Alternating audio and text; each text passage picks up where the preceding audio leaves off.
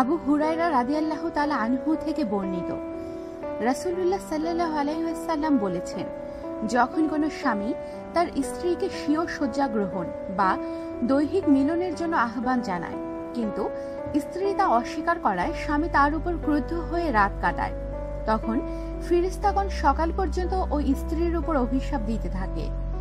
অনেক মহিলাকে দেখা যায়, স্বামী স্ত্রীতে একটু খুনসুটি হলেই স্বামীকে শাস্তি দেওয়ার মানুষে তার সঙ্গে দৈহিক মেলামেশা বন্ধ করে বসে।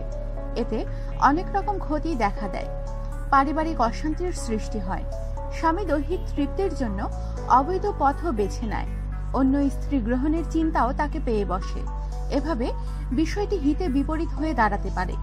সুতরাং স্ত্রীর কর্তব্য হবে স্বামী ডাকা মাত্রই তার ডাকে সাড়া দেয়া।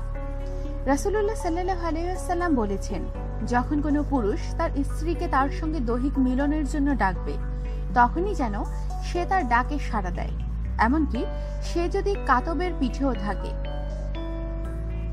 কাতব হচ্ছে উটের পিঠে রাখা গদি, যা শওয়ারের সময় ব্যবহার করা হয়ে থাকে। স্বামীরও কর্তব্য হবে স্ত্রীর রোগাক্রান্ত, গর্ভবতী কিংবা অন্য কোনো অসুবিধায় পতিত হলে তার অবস্থা বিবেচনা করা। এতে করে তাদের মধ্যে সৌহার্দ্য বজায় থাকবে এবং মনোমালিন্য সৃষ্টি হবে না। আমাদের সাথেই থাকুন আর সাবস্ক্রাইব করুন।